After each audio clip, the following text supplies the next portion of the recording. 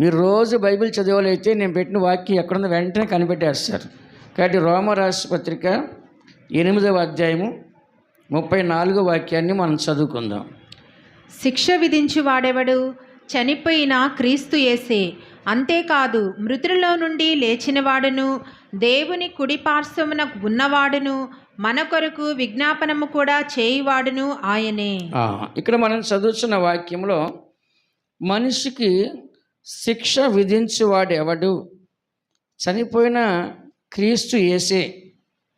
ఇక్కడ ఒక మనిషికి అంటే తప్పు చేసిన వాడికి శిక్ష విధించేవాడు ఎవరు అంటే తప్పు చెయ్యని వాడు. చెప్పండి, తప్పు చేసిన వాడికి శిక్ష విధించాలంటే ఎవరంట? తప్పు చెయ్యని వాడు దేవుడే శిక్ష విధించాలి. మనుషులు ఎవరు శిక్ష విధించకూడదు. ఒక సందర్భంలో మీ అందరికి తెలుసు, ఒక వ్యభిచారమందు పట్టబడిన స్త్రీని తీసుకుని వచ్చి రాళ్లతో కొట్టాలని చూసినప్పుడు యేసు ప్రభువుని అడిగారు, నువ్వేదో పెద్ద క్రొత్త నిబంధన అంటున్నావు కదా, నువ్వేం చెప్తావు అని ఆయన్ని అడిగారు. మోషే ధర్మశాస్త్రం రాయిపెట్టి కొట్టమని ఉంది కదా, నువ్వేమి చెప్తావు అని అడిగారు. అప్పుడు యేసు ప్రభు చెప్పాడు, నేను కూడా ఏమి అన్న మిమ్మల్ని, మీ ధర్మశాస్త్ర ప్రకారంగానే మీరు రాయిపెట్టి కొట్టొచ్చు ఆమెని, నేనేమి అభ్యంతరం చేయను. అయితే కొట్టేవాడు మాత్రం పాపం లేనివాడు కొట్టాలని చెప్పాడు. ఏమనంట? పాపం లేనివాడు కొట్టండి, రాయి వేయొద్దని అంట్లా. ధర్మశాస్త్ర ప్రకారంగా ధర్మమే జరగాలి, ఇద్దరికీ ధర్మం జరగాలి. కాబట్టి తప్పు చేసిన వాళ్ళని తప్పు చేయని వాడు కొట్టాలి అని కొట్టమంటే రాళ్ళు పట్టుకొచ్చి అందరూ కూడా రాళ్ళు కింద పడేసి వెళ్ళిపోయారు. ఒక్కడు కూడా రాయి వేయాలి. అంటే ఏంటి? అందరూ పాపం చేసుకోవాలి. అప్పుడు యేసు ప్రభు అడిగాడు, అమ్మ నిన్ను ఎవరు శిక్షించలేదా అంటే, లేదు ప్రభు అంది. ఆయన చెప్పాడు, నేను కూడా శిక్షించను, ఇక మీదట పాపం చేయొద్దు అని చెప్పాడు. దేవునికి స్వభావం ఏంటంటే మనిషిని నాశనం చేయాలని కోరుకోడు, మనిషిని బ్రతికించాలని కోరుకుంటాడు. మనిషి పాపాన్ని క్షమించాలని కోరుకుంటాడు, పాపములోంచి విడిపించాలని కోరుకుంటాడు. కాబట్టి ఒక మనిషికి శిక్ష విధించాలంటే ఎవరు విధించాలి? 33వ వాక్యంలో, దేవుని చేత ఏర్పరచబడిన వాని మీద నేరం మోపువాడు ఎవడు? నీతిమంతులుగా తీర్చువాడు దేవుడే. దేవుడు కనుక నిన్ను నన్ను ఏర్పరచుకొని మారు మనసు, పాపక్షమాపణ, బాప్తిసాన్ని, పరిశుద్ధాత్మిక అభిషేకాన్ని దేవుడు కనుక మనకి ఇచ్చినట్లయితే మన మీద నేరం మోపేవాడు ఎవడు కూడా ఉండరు. బహుశా ఈ స్త్రీ మీద నేరం మోపటానికి రాళ్ళు పట్టుకొని వచ్చినప్పుడు కూడా నేరం మోపి ఆమెను కొట్టగలిగారా? కొట్టలేదు.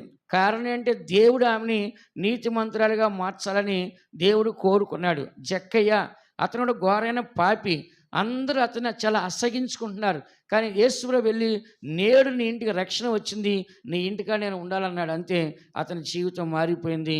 ప్రభా నేను ఎవరి యుద్ధం మోసం చేస్తానో సగం వాళ్ళకి ఇచ్చేస్తాను ప్రభా, 4 గంటలు ఇస్తాను ప్రభా, పేదవాళ్ళకి సగం ఇచ్చేస్తాను ప్రభా అని తన జీవితం ఏమిందంట మార్చుకున్నాడు. కాబట్టి ప్రతి మనిషి కూడా పాపే. అందరూ చెప్పండి, ఎవరంట? అందరూ పాపము చేసేవాళ్ళే. కానీ ప్రతి మనిషిని దేవుడు ఏం చేస్తాడు? నీతిమంతులుగా మారుస్తున్నాడు. విన్నారా? ప్రతి ఒక్కరిని ఏం చేస్తాడు? దేవుడు నీతిమంతులుగా మారుస్తున్నాడు. అందుకని దేవుని బిడ్డలు మనము పాపం చేసే వ్యక్తులుగా, బాలుడి యొక్క స్వాభావికంగా పాపం పెరిగిద్దంట, బాలుడి యొక్క బాల్యం నుంచే మూఢత్వం పెరిగిద్దంట. విన్నారా? కాబట్టి ప్రతి మనిషి యొక్క హృదయం అంతా చెడ్డ ఆలోచనలతోనే ఉంటుందంట.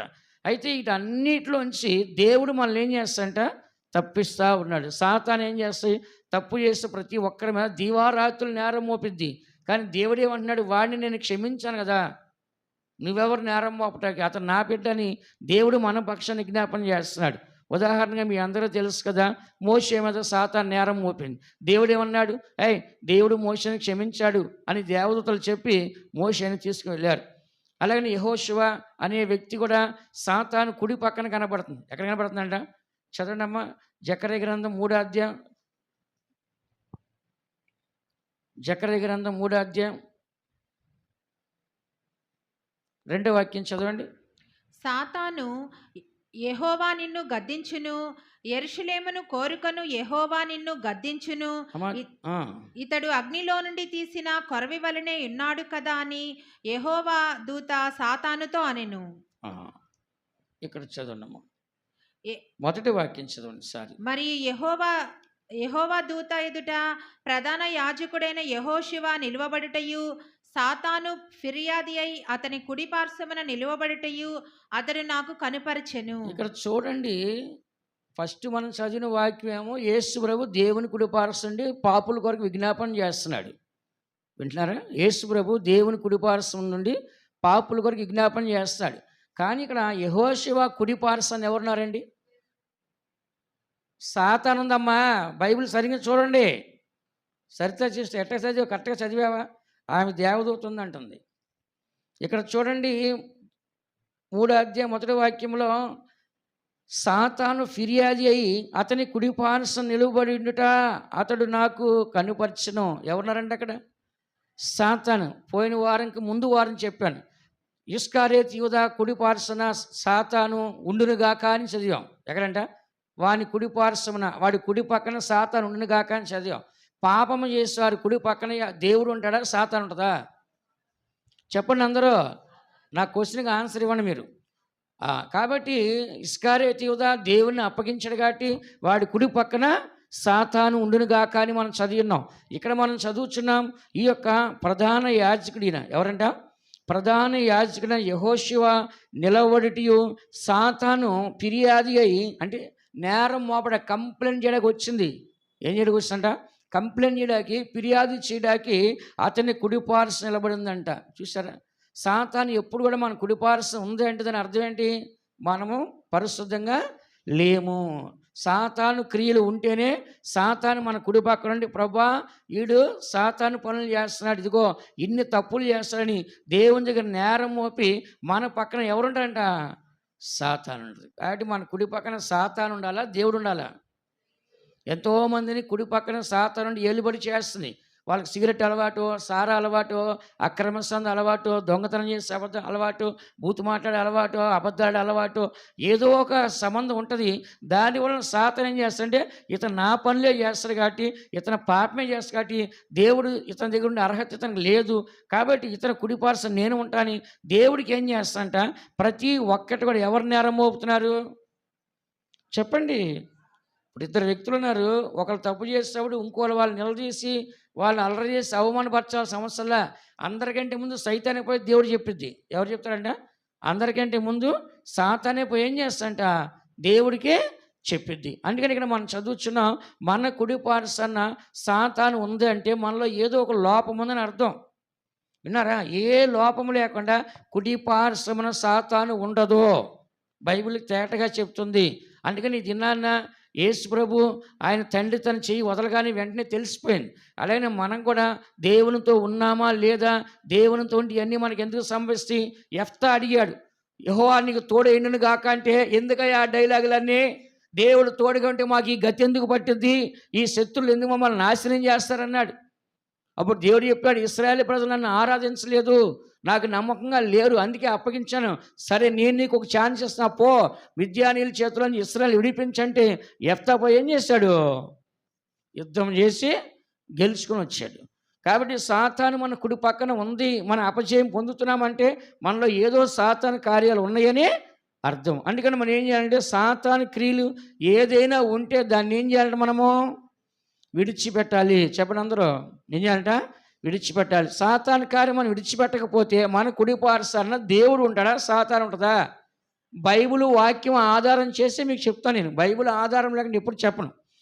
కాబట్టి రోమరాష్ట్రపత్రిక 8వ అధ్యాయం 34వ వాక్యం ఏమని చదువుచున్నా? శిక్ష విధించేవాడెవడో చనిపోయిన క్రీస్తు యేసే, అంతేకాదు మృతుల్లో నుండి లేచిన వాడును దేవుని కుడి పార్శ్వమందున్న వాడును మన కొరకు విజ్ఞాపనము చేయువాడును ఆయనే.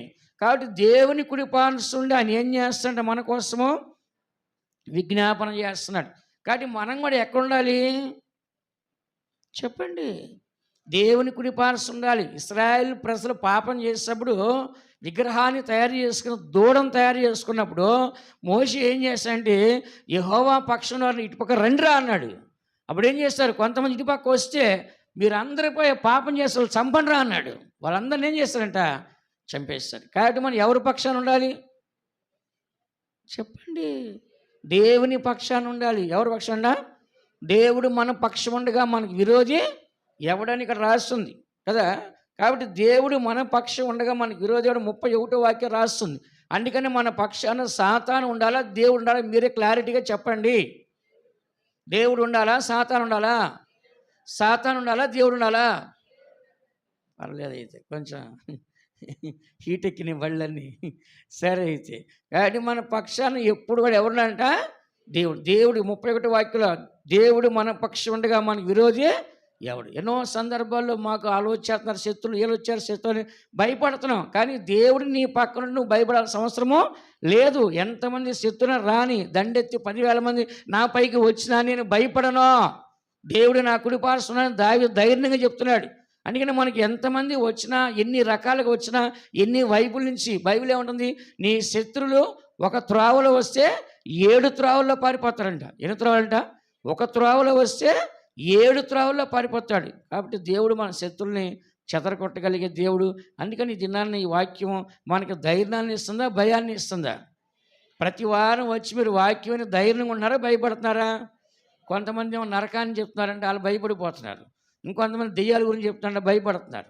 కాబట్టి అవన్నీ మనకు అవసరం లేదు. మన ఆత్మీయ జీవితానికి ఏది కావాలి, మనం ఎలాగ ఎదగాలి, ఎలా బలపడాలి, ఎలాగ పరలోకానికి సిద్ధపడాలి, అలాంటి వాక్యాలు దొరికితే మనకే చాలు. కాబట్టి ఇక్కడ చదువుతున్న వాక్యంలో ఇక్కడ దేవుడు మన పక్షాన్ని ఏం చేస్తాడంటే విజ్ఞాపన చేస్తాడు. అందుకే మనం కూడా ప్రార్థన పరులు ఉండాలంటే ఎప్పుడు దేవుని కుడి పార్శ్వన ఉండాలి. చెప్పండి అందరూ.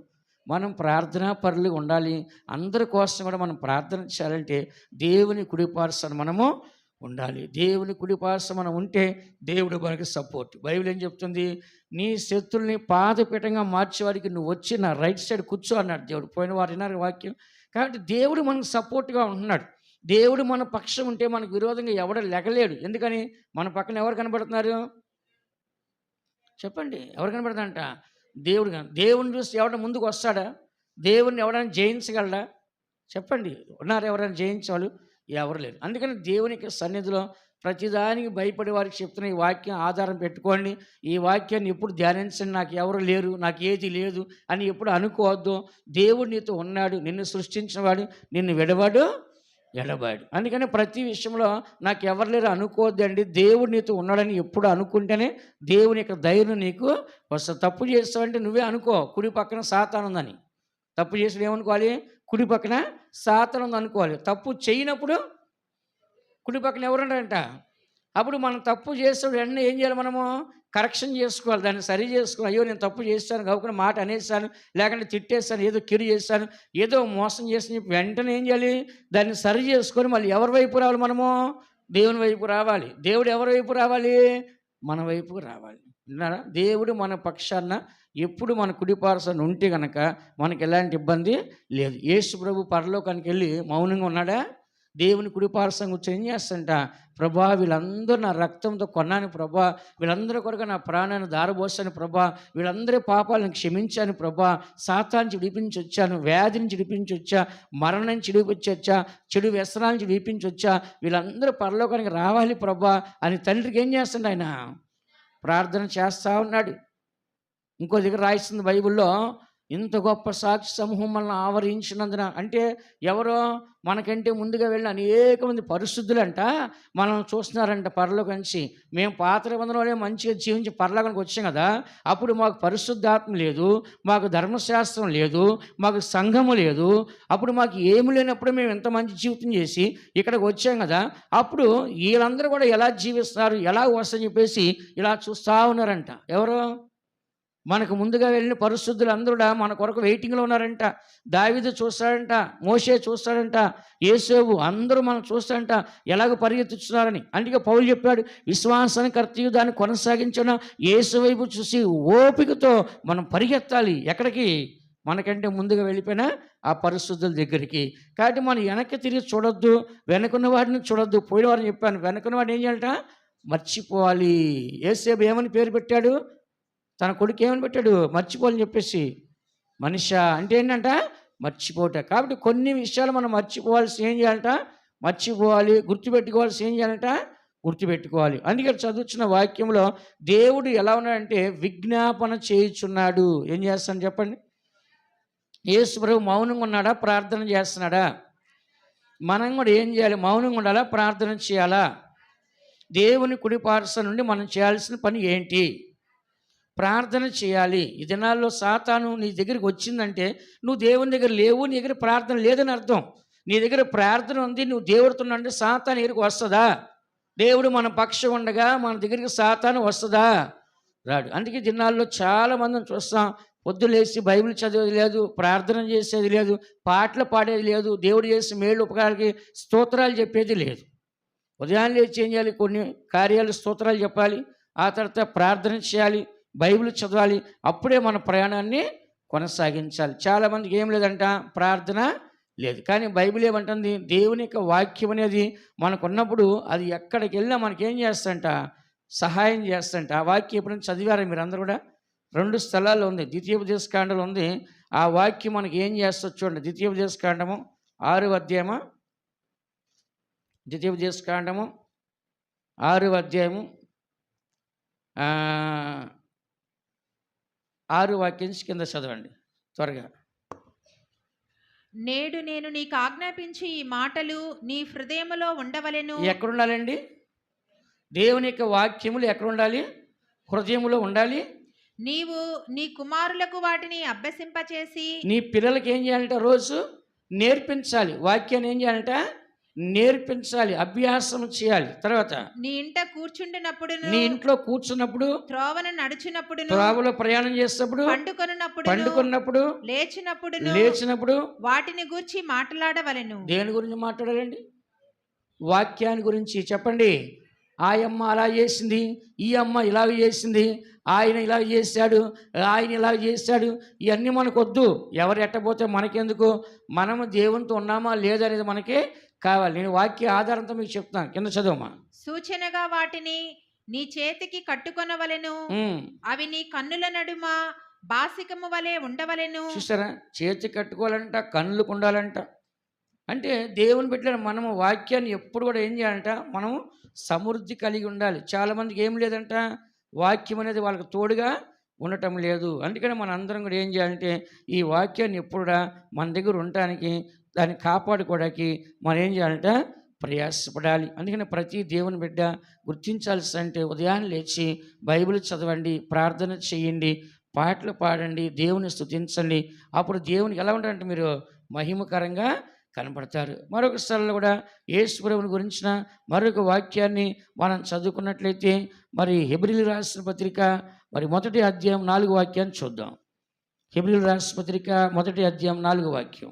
ఆయన దేవుని మహిమ యొక్క తేజస్సును, ఆయన తత్వము యొక్క మూర్తిమంతమునయుండి తన మహత్తు గల మాట చేత సమస్తమును నిర్వహించుచు పాపముల విషయములో శుద్ధీకరణము తానే చేసి దేవదూతల కంటే ఎంత శ్రేష్టమైన నామము పొందెనో వారి కంటే అంత శ్రేష్ఠుడై ఉన్నత లోకమందు మహామహుడగు దేవుని కుడి పార్శ్వమున కూర్చుండెను. హల్లెలూయా. యేసు ప్రభు గురించి మనం చదువుతున్నాం. ఆయన దేవుని మహిమ యొక్క తేజస్సు కలిగి ఉన్నాడంట. ఆయన తత్వం యొక్క మూర్తిమంతమయ్యుండి తన మహత్వము గల మాటల చేత సమస్తము నిర్వహించు పాపముల విషయంలో శుద్ధీకరణ చేసి తానే చేసి దేవదూతల కంటే ఎంతో శ్రేష్టమైన నామాన్ని పొందునో వారికంటే అంత శ్రేష్ఠుడై ఉన్నత లోకమందు మహామహుడగు దేవుని కుడి పార్శ్వమున ఉన్నాడు. మన అక్కడికి వెళ్ళాలని ఆశ ఉందా? చెప్పండి. దేవుని కుడి పార్శ్వన పరలోక రాజ్యాలు ఉండాలని ఆశ ఉందా? ఉందా లేదా? ఉందా అని వాళ్ళు ఒకసారి హల్లెలూయా చెప్పండి. ఉందా? అక్కడ ఏముందంట? అక్కడ ఆయన కుడి పార్శ్వ మహిమ ఉందంట. ఏముందంట? రెండోది ఏముందంట? తేజస్సు ఉందంట. మూడోది ఏందంట? తత్వం ఉందంట. నాలుగోది మూర్తిమంతం ఉందంట. ఆ తర్వాత మహిమ గల దేవుని మాటలు ఉన్నాయంట. ఆ తర్వాత పాపములను ఏం చేస్తాంట? శుద్ధి చేస్తాంట. ఆ తర్వాత దేవదూతల కంటే శ్రేష్టమైన నామం పొంది దేవుని కుడి పార్శ్వాన్ని కనపరుచు. అంటే ఏంటి? దేవుని కుడి పార్శ్వ నుండి ఏం చేస్తాడు? ఆయన మహిమను పొంది తేజస్సు పొంది మౌనంగా కూర్చున్నాడా? అక్కడ కోట్ల మంది ప్రజలు స్తుతిస్తూ ఉంటే ఆ స్తుతులు పొందుకొని, కోట్ల మంది దేవదూతలు స్తుతిస్తూ ఉంటే ఆ స్తుతులు పొందుకొని మౌనంగా ఉన్నాడా? లేదు. పాపుల్ని శుద్ధి చేస్తున్నాడు. చెప్పండి అందరూ. పాపుల్ని శుద్ధి చేస్తాడు. దేవునికి మనుషులకి మధ్యవర్తిగా ఉండి ఏం చేస్తాడంట? ప్రతి ఒక్క పాపిని పరలోకం నుంచి ఏం చేస్తాడు? ఆయన క్షమిస్తాడు. దేవా పాపుని నన్ను కరుణించు అంటే ఏం చేస్తాడు దేవుడు? వెంటనే పాపాన్ని క్షమిస్తాడు. పాపాలు క్షమించాకి మనిషి కుమారునికి అధికారము కలదని చెప్పాడు. అందుకని చదువుతున్నాము, ఆయన ఏం చేస్తాడంట, పాపముల విషయంలో శుద్ధీకరణ తానే చేసి. అంటే ఇప్పుడు మన అందరూ పరలోక రాజ్యంలో శుద్ధీకరణ చేసేది ఎవరండి? యేసు ప్రభు. సాతాను ఏం చేస్తాడంట, మన మీద ఫిర్యాదులు చేస్తూ ఉంది. యేసు ప్రభు ఏం చేస్తాడు, మన తప్పులను ఏం చేస్తాడంట, క్షమించి మనల్ని ఏం చేస్తుందా, శుద్ధి చేస్తున్నాడు. సాతాను అయితే వదిలేస్తుందా? చెప్పండి, సాతాను తప్పు చేసే వాళ్ళు వదిలేస్తుందా? వదలదు. వదిలిదా? నేను చిన్న తప్పు చేస్తేనే నన్ను పాతాల్లో నరకంలో ఒక మూలకు పడేసావే, చిన్న తప్పు ఒక్కసారి నేను చేశాను, అది మనసులో చేశాను. సాతాను ఎక్కడ పాపం చేసింది? మనసులో చేసింది, కానీ బయటగా క్రియారూపంగా ఏం చేయలేదు.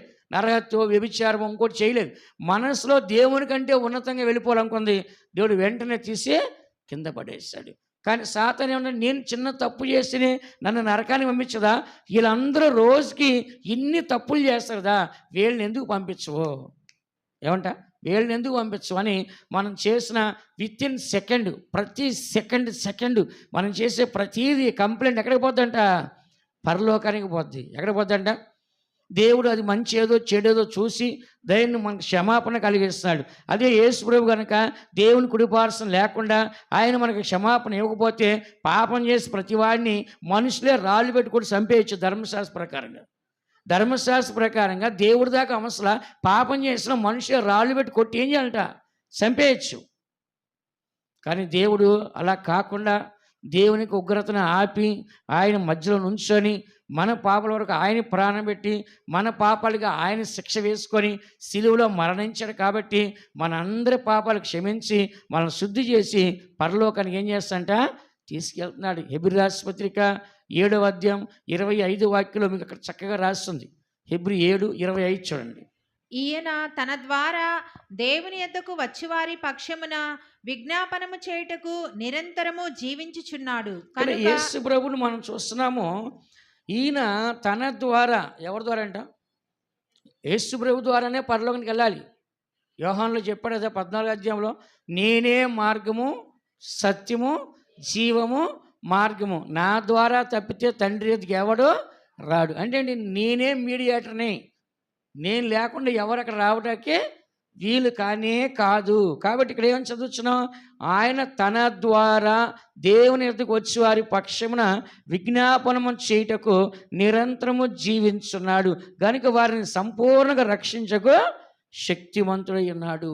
అందుకని దేవుని బిడ్డలైన మనము, మన కోసము ఒక యేసు ప్రభు ఉన్నాడండి. ఎవరంట చెప్పండి? మన కోసం ఎవరంట? యేసు ప్రభు ఏం చేస్తాడంట, విజ్ఞాపన చేస్తున్నాడు. తండ్రి, ఇతను తీసుకొని రండి పరలోకానికి, అతని పాపాలు నేను క్షమిస్తాను ప్రభా, అతని పాపాలకు నేను శిక్ష పొందుతాను ప్రభా, ఎలాగైనా సరే అతను ఏం చేయాలంటే ఇక్కడికి తీసుకురండి అని ఎవరు బతిలాడుకున్నారు దేవుణ్ణి? యేసు ప్రభు విజ్ఞాపన చేస్తాడు. తండ్రి, ఇదిగో వీళ్ళందరూ నా వాళ్ళే, వీళ్ళందరూ మనోళ్ళే ప్రభా, వీళ్ళందరూ మనం రక్తంతో కొనబడేవారి, మా ఆత్మచేత అభిషేకించబడిన వారి, నా నామంలో వాళ్ళని క్షమించాను ప్రభా అని చెప్పేసి మన కోసం ఎవరు మధ్యవర్తిగా పోరాడుతున్నారు? ఫర్ ఎగ్జాంపుల్గా లాయర్ ఉంటాడు. ఒక ఖైదీ కోసం ఎవరు పోరాడతారు కోర్టులో? జడ్జి దగ్గర ఒక ఖైదీ కోసం ఎవరు పోరాడతారు?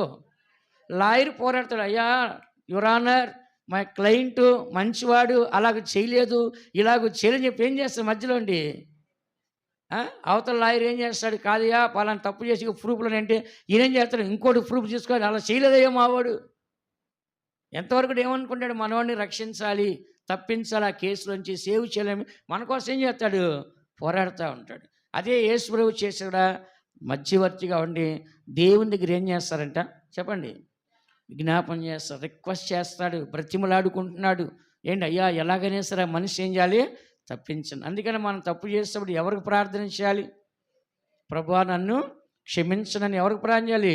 యేసు ప్రభువు ప్రార్థన చేసి, ఇంకోసారి ఆ తప్పు నేను చేయను, దీనివలన సాతాను నన్ను ఇంకా ఇబ్బంది పడుతుంది, సాతాను నా కుడి పక్కన నా జీవితాన్ని నాశనం చేస్తుంది, నరకాన్ని తీసుకెళ్తుంది, కాబట్టి నాకు వద్దు ప్రభా, పొరపాటు జరిగిపోయింది, దీన్ని అలవాటు నేను చేసుకోకూడదని ఆ పొరపాటుగా తీసేయాలి, కానీ దాన్ని అలవాటు మాత్రం ఏం చేయకూడదు, చేసుకోకూడదు. అలవాటు చేసుకున్నట్టు ఏమైనట్టు మనం సాతాను చేతులకి సరెండర్ అయిపోయినట్టే. అందుకని ఇక్కడ మనం చదువుతున్నాం, యేసు ప్రభు మౌనంగా ఉంటున్నాడా చెప్పండి? యేసు ప్రభు మౌనంగా ఉంటున్నాడా? ఉండట్లా. దేవుని కుడిపార్శ్వండి ఆయన ఎంత మాత్రం ఏం చేయట్లేదంట, మౌనంగా ఉండట్లే. అందుకని దేవుని బిడ్డలైన మనము దేవుణ్ణి మనం చూసినప్పుడు ఎప్పుడు కూడా ఎలా ఉన్నాడంటే చాలా మహిమ గలవాడిగా ఆయన కనపరుస్తున్నాడు. కాబట్టి ఆయన యొక్క మహిమని మనం ఎల్లప్పుడూ కూడా చూసేవారుగా మనం కనపడాలి. ఎంతోమంది దేవుని యొక్క మహిమని ఏం చేయలేకపోతున్నారు, చూడలేకపోతున్నారు. అందుకని మనం చదివినట్లయితే మరొక స్థలంలో ఒక వాక్యాన్ని మనం చదువుకుందాం. దానియేలు గ్రంథం 7వ అధ్యాయం 10వ వాక్యం చూడండి. దానియేలు గ్రంథం 7వ అధ్యాయం 10వ వాక్యం.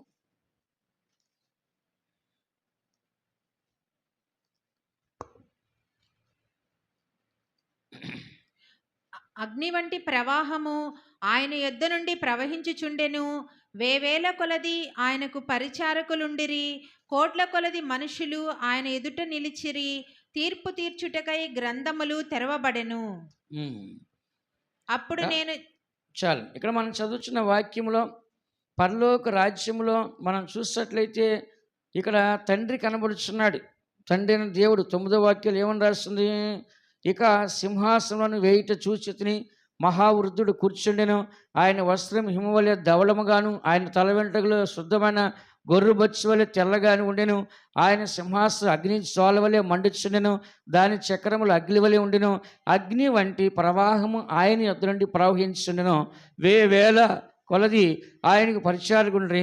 కోట్ల కొలది మనుషులు ఆయన ఎదుట నిలిచి తీర్పు తీర్చకు గ్రంథములు తెరవబడెను. కాబట్టి ఇక్కడ మనం చూసినట్లయితే ప్రతి మనిషి కూడా ఎక్కడికి వెళ్ళాలంట చెప్పండి? దేవుని ఎదుగు వెళ్ళాలి. తీర్పు తీర్చాలంటే అక్కడ ఎవరు మీడియేటరు?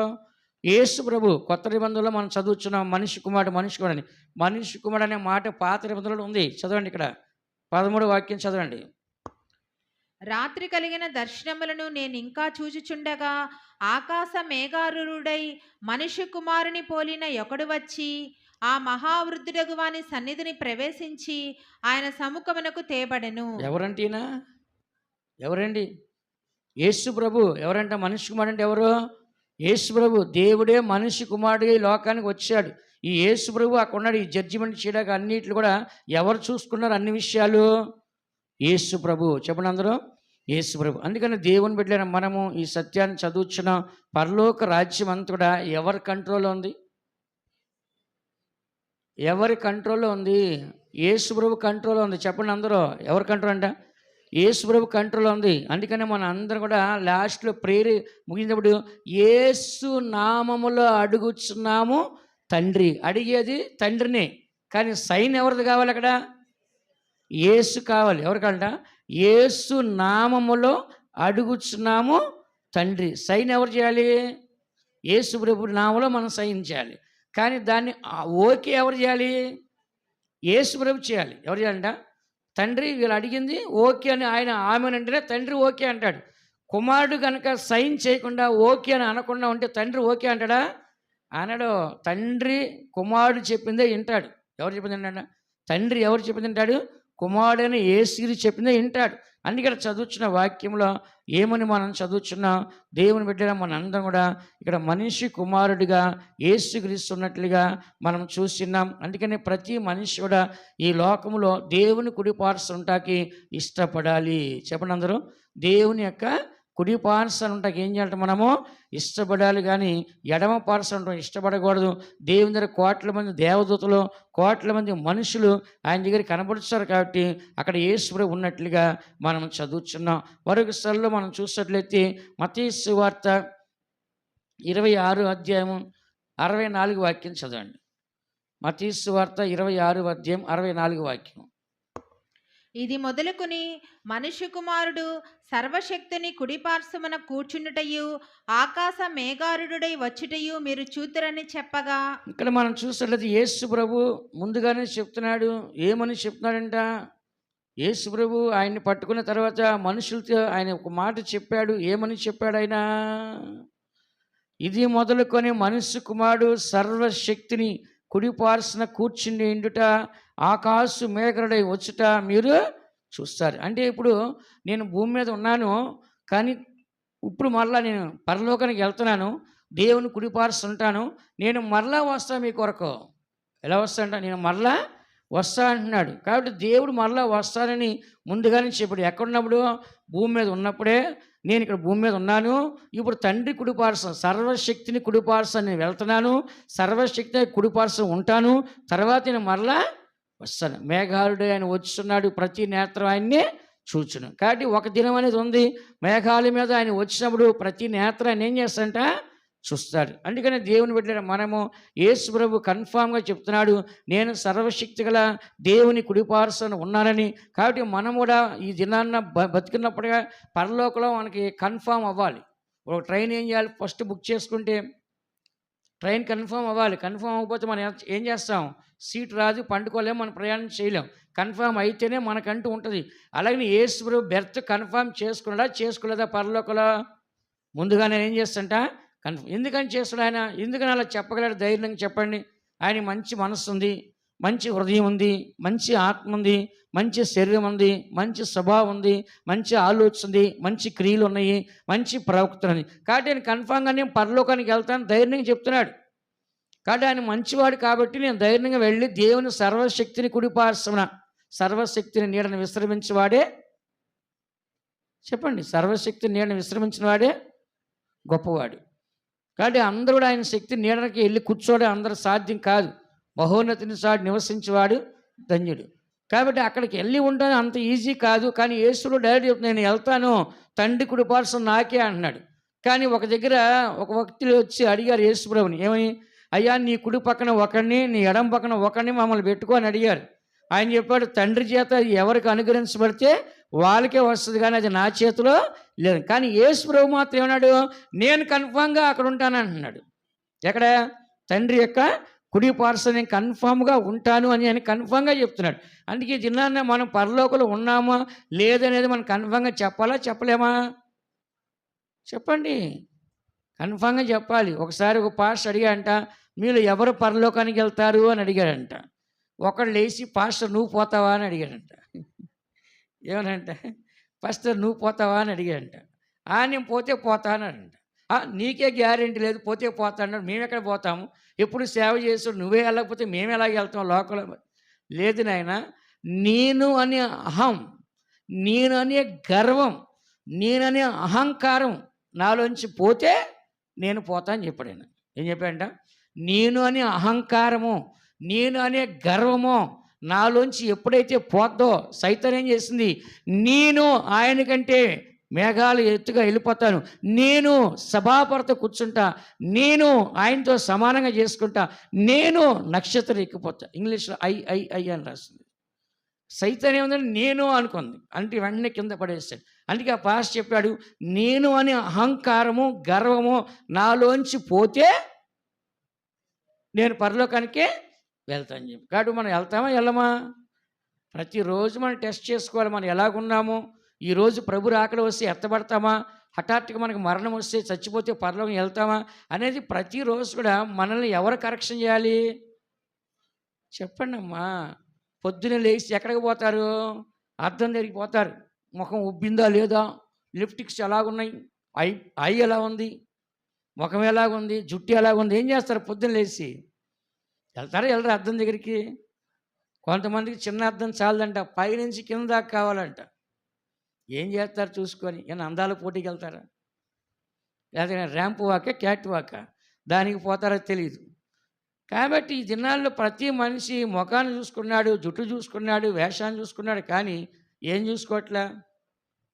వాక్యం అనే వెలుగులో మన అద్దములో ఏం చేయాలంటే మన జీవితాన్ని చూసుకోవాలి. మనల్ని ఎవ్వరు సరిచేయరు, దేవుని వాక్యం మనం సరిచేస్తుంది. విన్నారా? దేవుని వాక్యం మనల్ని సరిచేస్తుంది. అందుకని ఇక్కడ చదువుతున్న వాక్యంలో యేసు ప్రభువు ముందుగానే చెప్తున్నాడు, నేను దేవుని యొక్క కుడి పార్శ్వన పరలోకంలో ఉంటాను. అందుకని దీని గురించి 1 పేతురు 3వ అధ్యాయం 22వ వాక్యం మీరు చదివినట్లయితే, 1 పేతురు 3:22, ఆయన పరలోకమునకు వెళ్ళి దూతల మీదను అధికారుల మీదను శక్తుల మీదను అధికారము పొందినవాడై దేవుని కుడి పార్శ్వమున ఉన్నాడు. కన్ఫామ్గా ఉన్నాడని పేతురు చెప్తున్నాడు. ఇక్కడ ఎవరు చెప్తున్నాడంట? పేతురు గారు చెప్తున్నాడు. యేసు ప్రభు పరలోకానికి వెళ్ళి దూతల మీదను అధికారుల మీదను శక్తుల మీదను అధికారం పొందినవాడు. అంటే సర్వం ఎవరి కంట్రోల్కి వచ్చేస్తుంది? చెప్పండి అందరూ. అన్నీ ఎవరి కంట్రోల్కి వచ్చేసాయంట? యేసుప్రభు కంట్రోల్కి. కాబట్టి మనం కూడా అన్నీ మన కంట్రోల్గా ఉండాలంటే మనం ఎవరి దగ్గర రావాలి? దేవుని కుడిపార్శ్వం నుండి నువ్వు భూమి మీద ఏది బంధిస్తావు అది బంధించబడను, ఏది విడిపిస్తావు అది విడిపించబడను. అందుకని మనం ఏంటంటే దేవుడి కుడిపార్శ్వం మనం ఉంటే మనకు అన్నీ సాధ్యమా అసాధ్యమా చెప్పండి? అన్నీ మనకే సాధ్యమే. అందుకని మనం ఎక్కడ ఉండాలి చెప్పండి? దేవుని కుడిపార్శ్వన. ఎవరి కుడిపార్శ్వం అంట? కొంతమంది చెప్తారు, నాకు ఎమ్మెల్యే ఉన్నాడు నా వెనకాల ఎంపీ ఉన్నాడు, నా వెనకాల సీఎం ఉన్నాడు, నా వెనకాల కలెక్టర్ ఉన్నాడు, నా వెనకాల ఇంకెవరంట ఐఏఎస్ ఆఫీసర్ ఉన్నాడు. వీళ్ళు ఏం చేస్తారు? ఎవరో ఒకరు నా వెనకాల సపోర్ట్ అని అన్నారు. కానీ వాళ్ళందరూ మనుషులు. మనకు తెలుసు ఎంతోమంది బాడీ గార్డులు పెట్టుకున్నారు. ఇందిరాగాంధీ చచ్చిపోయింది, రాజీవ్ గాంధీ చచ్చిపోయాడు, వైఎస్ఆర్ చనిపోయాడు. ఇట్లా బాడీ గార్డులు గన్మెన్లు ఎంతమంది ఉన్నా వాళ్ళని కాపాడారా? వాళ్ళకే కాపుదల లేదు. వాళ్ళు మనుషులు. కాబట్టి మనల్ని కాపాడేది ఎవరు? దేవుడు. అందుకని మనం ఎవరి పక్షాన ఉండాలి? చాలామంది అంటారు, నా వెనకాల ఎవరున్నారు నీకు తెలుసా? నా సంగతి నీకు తెలియదు, నాతో పెట్టుకోబాగా అంటారు. అంటే ఎవరో మనుషులు ఉన్నారు, వాళ్ళు రాక్షసులు, క్రూరులు, చంపేస్తారు, పొడి చేస్తారు. అలాంటి మనుషులు నాకున్నా, నాతో పెట్టుకోవద్దు అంటారు. కానీ మనం ఏమనాలి చెప్పండి? దేవుడు ఉన్నాడు నాకు. ఎవరంట?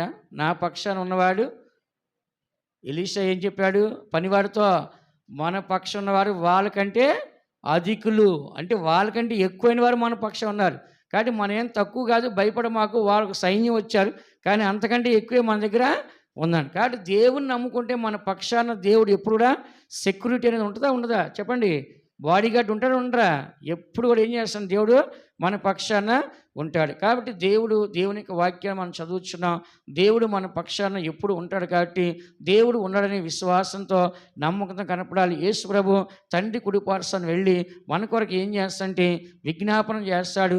అంత మాత్రం కాదు, మనందరి కోసము పరిశుద్ధాత్మను పంపిస్తున్నాడు. అపోస్తుల కార్యములో 2వ అధ్యాయం 23 వాక్యం చదివితే దేవుని కుడిపార్శ్వం నుండి విజ్ఞాపనం చేయటం మాత్రమే కాదు, సర్వ అధికారం పొందడం మాత్రమే కాదు, ఆయన మన కొరకు ఏం చేస్తాడంటే పరిశుద్ధాత్మని ఆయన పంపిస్తున్నాడు. చదవండి. అపోస్తల కార్యము 2వ అధ్యాయం 33 వాక్యమా. కాగా ఆయన దేవుని కుడిపార్శ్వమునకు హెచ్చింపబడి పరిశుద్ధాత్మను గూర్చిన వాగ్దానమును తండ్రి వలన పొంది మీరు చూచుచూ వినుచూనున్న దీనిని కుమ్మరించి ఉన్నాడు. ఇక్కడ మనం చదువుతున్న వాక్యములో ఆయన దేవుని కుడిపార్శ్వమున హెచ్చింపబడి పరిశుద్ధాత్మ గూర్చిన వాగ్దానము తండ్రి వలన పొంది మీరు చూచుచున్న వినుచున్న దీన్ని కుమ్మరించి ఉన్నాడు. అంటే పరలోకంలో నుంచి మనకి దేవుడు ఏం పంపిస్తాడు? యేసు ప్రభు పరిశుద్ధాత్మ అభిషేకము. చెప్పండి అందరూ, పరిశుద్ధాత్మ అభిషేకం. ఆయన ఏం చెప్పాడు? నేను వెళ్తే తండ్రి మీకు ఆదరణకర్తను పంపిస్తాడు, నేను వెళ్ళకపోతే ఆయన మీ దగ్గరికి రాడు, నేను వెళ్ళి తండ్రి చేసే వాగ్దానాన్ని మీ మీదకి కుమ్మరిస్తా అని చెప్పి ఎవరు చెప్పారు? యేసు ప్రభు చెప్పాడు. కాబట్టి నేను పరలోకానికి వెళ్ళి మౌనంగా ఉంటున్నాడా చెప్పండి? మనం అనాథులుగా ఉండకూడదని మన మీదకి ఏం పంపిస్తున్నాడు ఆయన? పరిశుద్ధాత్మ. మీరు అనాథులుగా ఉండకూడదు, మీ కొరకు ఆదరణకర్తను పంపిస్తాను యేసు ప్రభు చెప్పి పరలోకంలో దేవుని కుడిపార్శ్వన ఏం చేస్తున్నాడు చెప్పండి? చెప్పండి అందరూ. పరిశుద్ధాత్మ. మన మందిరానికి వచ్చాడు, మనం ఏం చేయాలి? ఇక్కడికి వచ్చి ఇట్లా కూర్చొని ఇట్లా కూర్చొని ఒక అభిషేకం లేదు, ఒక ఊపు లేదు అసలు. ఏమైందంట? ఏదో దిగులుగా, ఏదో పోయినట్టుగా. ఎవరికి లేదు బాధలో చెప్పండి? ఏ కుటుంబానికి వెళ్ళినా, నేను విజిటింగ్ వెళ్తే 100 సమస్యలు ఉన్నాయి. సమస్య లేని కుటుంబం ఎవరు లేరు, ఆర్థిక బాధ లేని కుటుంబం ఎవరు లేరు, అప్పులు లేని కుటుంబం ఎవరు లేరు. ఏ కుటుంబంలోనే సమస్యలు ఉన్నాయి. కాబట్టి దేవుని మందిరం వచ్చినప్పుడు ఏం చేయాలి చెప్పండి? పాట పాడినప్పుడు ఏం చేయాలంట? అభిషేకం పొందాలి, బాగా అగ్నిస్వరం మారాలి. యేసు ప్రభు చూస్తున్నాడు, ఒరే పనికి మాలినోడా, నీ కొరకు కష్టపడి ఇక్కడ పరిశుద్ధాన్ని పంపిస్తే నువ్వేంద్రా మౌనంగా ఉన్నావా? దరిద్రుడా అంటాడు యేసు ప్రభు. దిక్కుమాలినోడా, దౌర్భాగ్యుడా, నీ కొరకు నేను ఇంత కష్టపడి పరిశుద్ధాన్ని పంపిస్తుంటే నువ్వు మౌనంగా ఉంటావు ఎందుకు? అన్యభాష మాట్లాడవేంటి? ప్రవచనం మాట్లాడవేంటి? ఏం దరిద్రం పట్టిందని చెప్పి యేసు ప్రభు బాధపడ్డా? ప్రవచనం వరం ఇచ్చాడు, ప్రవచించట్లా మూతు ముడుచుకొని కూర్చుంటారు. అన్య భాష ఇచ్చాడు, భాషలు మాట్లాడట్లా కూర్చున్నారు. అభిషేకం ఇచ్చాడు, ఏమీ లేదు, ఊపు లేదు, కూర్చున్నారు. అప్పుడు దేవుడికి సంతోషం దుఃఖమా? పరిశుద్ధాత్మ దుఃఖపరచొద్దు. ఏమని రాస్తుంది బైబిల్లో? పరిశుద్ధాత్మ ఏం చేయదంట, దుఃఖపరచొద్దు. కాబట్టి పరిశుద్ధాత్మ ఇచ్చింది ఎందుకు? మనం పరిశుద్ధంగా మారాలని, బలవంతులుగా మారాలని, సాతాన్ని పాపాన్ని ఏం చేయాలంటే మనము జయించాలని పరిశుద్ధాత్మ అభిషేకాన్ని మనకే ఇచ్చాడు. దేవుని కుడిపార్శ్వని మౌనంగా ఉంటున్నాడా? పరిశుద్ధాత్మ మన కోసం పంపిస్తున్నాడా?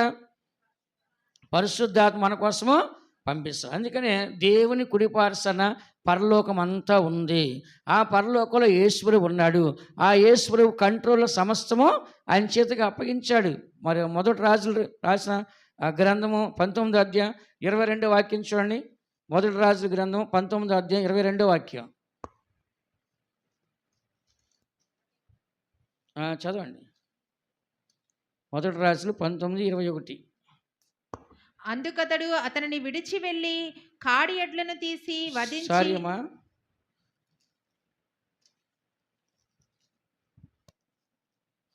19:22 లేదా? కుడి పార్శ్వమున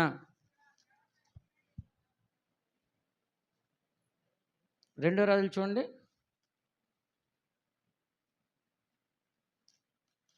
దేవుని కుడి పార్శ్వన పరలోక సైన్యం అంతా ఉందని రాస్తుంటుంది.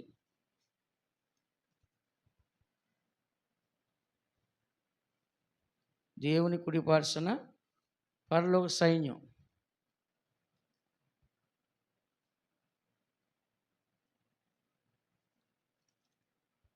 మీకా ఈ ప్రవక్త చెప్తాడు. మీకా ప్రవక్త ఏంటంటే దేవుని యొక్క కుడి పార్శ్వన పరలోక సైన్యం అంతా ఉంది అంటాడు.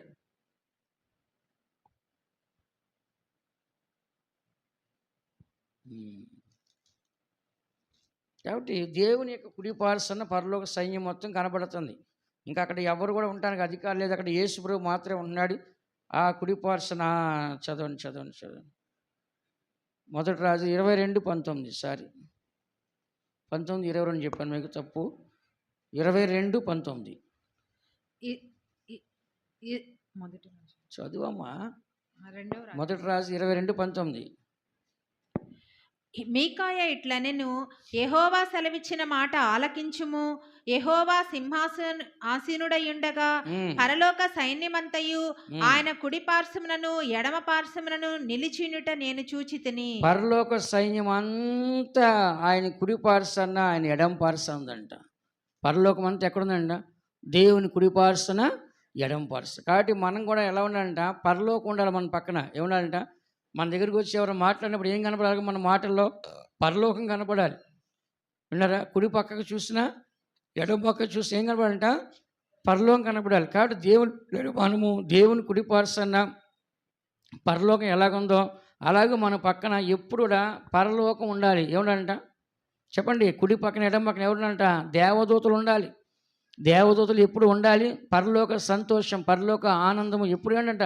కుడి పక్కన ఎడమ పక్కన ఉండాలి. కుడికి వెళ్ళినా పరలోకం ఉండాలి, ఎడమకి వెళ్ళినా పరలోకం ఉండాలి. కాబట్టి అబ్రహాముతో దేవుడు చెప్పినప్పుడు అబ్రహాము లోతుకి చెప్పాడు, నువ్వు ఇటు వెళ్తే నేను అటు వెళ్తాను, నువ్వు అటు వెళ్తే నేను ఎటు వెళ్ళినా ఆశీర్వాదమే, ఎటు పోయినా నాకు ఆశీర్వాదం అని చెప్పేసి ఆప్షన్ ఎవరికి ఇచ్చాడు?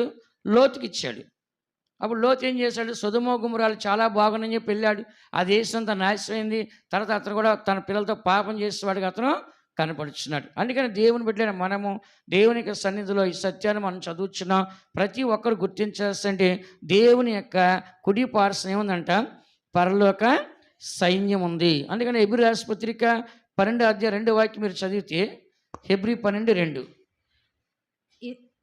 మనము కూడా ప్రతి భారమును సులువుగా చిక్కులు పెట్టు పాపమును విడిచిపెట్టి విశ్వాసమునకు కర్తయు దానిని కొనసాగించువాడునైన యేసు వైపు చూచుచు మన ఎదుట ఉంచబడిన పందెములో ఓపికతో పరిగెత్తెదము.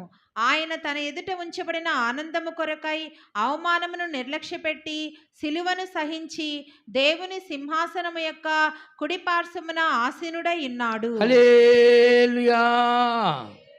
ఇక్కడ చూడండి, యేసు గురించి రాసింది. ఫస్ట్ మన గురించి రాసింది. ఏమని రాసింది? ప్రతి భారమును సులువుగా చిక్కులు పెట్టి పాపను విడిచిపెట్టి విశ్వాసం కర్తయు దాన్ని కొనసాగించడం యేసు వైపు చూచి ఓపికతో ఏం చేయంట? మన ఎదుట ఉంచబడిన పందెంలో ఓపికతో పరిగెత్తరు. ఇది మనది. ఇక్కడ సెకండ్ హాఫ్ మనం చదివితే ఆయన అంటే యేసు ప్రభు ఆయన తన ఎదుట ఉంచబడిన ఆనందం కొరకై అవమానం నిర్లక్ష్యపెట్టి సిలువను సహించి దేవుని సింహాసనం యొక్క కుడిపార్శ్వమున ఆసీనుడై ఉన్నాడు. ఎవరి జీవితం ఇది? యేసు ప్రభు జీవితం. యేసు ప్రభు కూడా త్యాగం చేశాడా లేదా? సిలువను సహించాడా లేదా? అవమానాన్ని నిర్లక్ష్య పెట్టాడా లేదా? ఆయన నిందించారు, దూషించారు, అవమానపరిచారు, తిండిపోతున్నారు, తాగుబోతున్నారు, వ్యభిచారన్నారు, ఎన్నో మాటలు అన్నారు. ఎవరిని? యేసు ప్రభుని. ఎన్ని అన్న కూడా ఆయన ఏం చేశాడు? సేవ చేయడం మానేశాడా? ప్రజల మధ్యలో తిరగడం మానేశాడా? పాపులు రక్షించడం మానేశాడా? వాక్యం చెప్పడం మానేశాడా? లేదు. తన సేవను తను ఏం చేశాడంట? చేసుకుంటూ వెళ్ళిపోయాడు. అందుకని ఇక్కడ ఫస్ట్ హాఫ్ మన గురించి ఏమంట? ప్రతి భారమును సులువుగా చిక్కులు పెట్టి పాపాన్ని విడిచిపెట్టి విశ్వాసాన్ని కర్తయు దాన్ని కొనసాగించిన యేసు వైపు చూచు మన ఎదుట ఉంచబడిన పందెములో ఓపికతో పరిగెత్తాలి. ఎక్కడికి పరిగెత్తాలి? దేవుని కుడి పార్శ్వానికి. చెప్పండి అందరూ. ఎక్కడికంట? దేవుని కుడి పార్శ్వం కోసం మనం పరిగెత్తాలి. అందుకే రాస్తుంది ఆయన తన ఎదుట ఉంచబడిన ఆనందం కొరకు. దేవుని కుడి పార్శ్వన ఆనందం ఉంటుందా? దుఃఖం ఉంటుందా? చెప్పండి అందరూ. దేవుని కుడి పార్శ్వం పక్కన దుఃఖం ఉంటుందా? ఆనందం ఉంటుందా? ఆనందం ఉంటుంది. ఆయన తన ఎదుట ఉంచబడిన ఆనందం కొరకు ఆయన సిలువని అవమానాన్ని నిర్లక్ష్య పెట్టి సిలువని సహించి దేవుని సింహాసనం యొక్క కుడి పార్శ్వం ఏం చేస్తాడంట? ఆసీనుడిగా ఉన్నాడు. అందుకని మనం కూడా మన జీవితంలో వెళ్ళుచున్న మార్గం అంతా కూడా దేవుడు తెలుసు. అయితే అన్నిటిని మనం అధిగమించి మనం వెళ్ళాలి. ఏం చేయాలంట? అన్నిటిని ఏం చేయాలి? అధిగమించి వెళ్ళాలి. ఈజీగా వెళ్ళిపోవాలి, సుఖంగా వెళ్ళిపోవాలి, ఏ కష్టం లేకుండా ఉండాలంటే కుదిరిద్దా? చెప్పండి, కుదిరిద్దా? కుదరదు. అన్నీ కూడా ఏం చేయాలంటే అన్ని మార్గాల్లో మనము పోవాలి. ఆటుపోట్లు అన్నీ దాటుకుంటూ మనం ఏం చేయాలంట? వెళ్ళాలి. ఎందుకంటే యేసు ప్రభు పరలోకంలో దేవుని కుడిపార్శ్వం నుండి మౌనంగా ఉన్నట్ల మనల్ని చూస్తున్నాడు. ఏం చేస్తాడంట? అపోస్తుల కార్యములో 7వ అధ్యాయం 56 వాక్యం చూడండి. యేసు ప్రభు కుడిపార్శ్వం నుండి ఆయన మౌనంగా ఉండట్లేదు. దేవుని కుడిపార్శ్వం వెళ్ళాడు.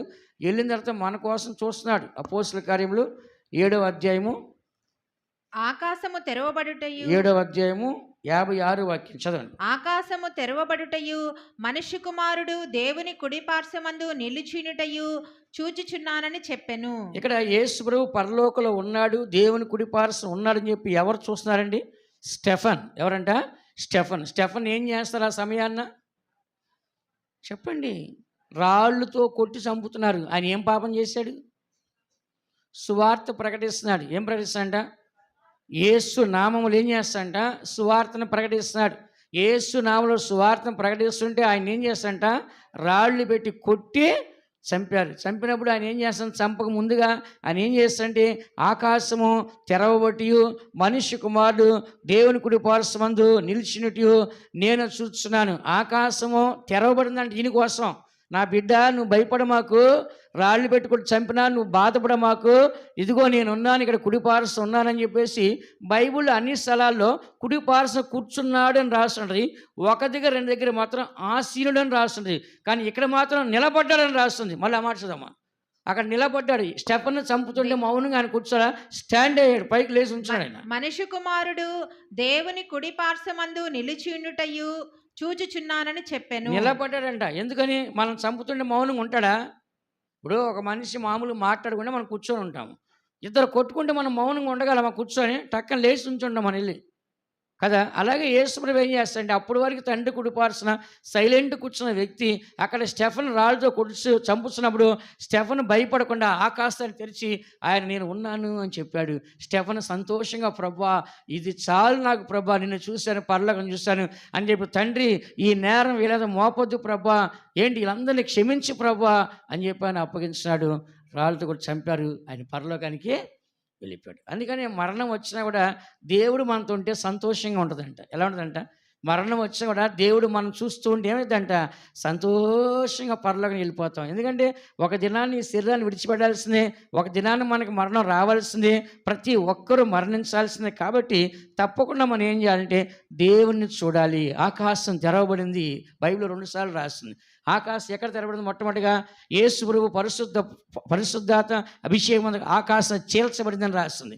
ఆకాశం చీల్చబడి తెరవబడి పరిశుద్ధాత్మ యేసు ప్రభు మీదకి వచ్చింది. ఇక్కడ మనం చదువుతున్న స్టెఫన్ దగ్గర ఆకాశం తెరవబడి దేవుని కుడిపార్శ్వన మనిషి కుమారుడు నిలబడ్డాడు అంటే ఏం చేస్తున్నాడు? చూస్తా ఉన్నాడు. అంటే దేవుడికి తెలియదా మనకు వచ్చే కష్టము? మనకొచ్చే సమస్య దేవుడు తెలియదా?